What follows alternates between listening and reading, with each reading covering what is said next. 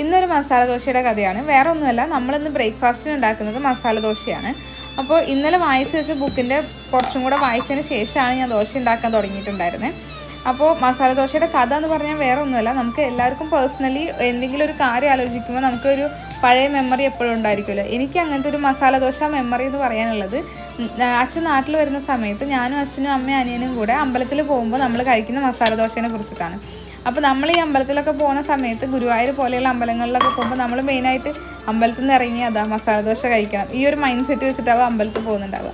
നമ്മൾ അല്ലെങ്കിലും അല്ലാതെ നമ്മൾ പോയിട്ട് കഴിക്കുന്നുണ്ടായിരിക്കും, അമ്പലത്തിലല്ലാതെ നമ്മൾ പോയിട്ട് കഴിക്കുന്നുണ്ടായിരിക്കും. പക്ഷെ അങ്ങനെയല്ല, ഈ അമ്പലത്തിൽ നിന്ന് ഇറങ്ങി കഴിക്കുന്ന ദോശയ്ക്ക് എന്താണെന്നറിയില്ല, എനിക്ക് മാത്രം തോന്നുന്നതാണോന്നും അറിയില്ല, ഭയങ്കര ടേസ്റ്റായിട്ട് തോന്നാറുണ്ട്. അത് ഇപ്പോഴും അങ്ങനെ തന്നെയാണ്. ഇത്രയും വലുതായതിന് ശേഷവും എനിക്ക് അങ്ങനെ തന്നെയാണ് ആ ഒരു ഇതുണ്ടായിരുന്നത്. അപ്പോൾ നമ്മൾ ആ ഒരു ദോശ കഴിക്കുന്നതാണ് പെട്ടെന്ന് എനിക്ക് ഈ മസാല ദോശ എന്ന് പറയുമ്പോൾ ഓർമ്മ വരുന്നത്. അപ്പോൾ ഞാൻ ഈ ദോശക്കഥയും പറഞ്ഞുകൊണ്ട് ഈ ദോശ ഉണ്ടാക്കുമ്പോൾ എൻ്റെ ദോശ മൊത്തം പൊട്ടിപ്പോവുകയാണ്. എനിക്കത് ഈ വീഡിയോ എടുക്കലും ഈ ദോശ ഉണ്ടാക്കലും കൂടി എനിക്ക് മാനേജ് ചെയ്യാൻ വേണ്ടി പറ്റുന്നുണ്ടായിരുന്നില്ല. നമ്മൾ ആദ്യമായിട്ടൊക്കെ ചെയ്യുമ്പോൾ ഇങ്ങനെയൊക്കെ ഉണ്ടാവുമല്ലോ. അപ്പോൾ ഞാൻ ഈ വീഡിയോ ഒക്കെ നിർത്തിയിട്ട് എൻ്റെ ദോശ ഉണ്ടാക്കുന്ന പരിപാടിയും ബാക്കി കാര്യങ്ങളൊക്കെ ചെയ്തു തുടങ്ങട്ടെ. അപ്പോൾ അടുത്ത വീഡിയോ ആയിട്ട് കാണാം. ബൈ.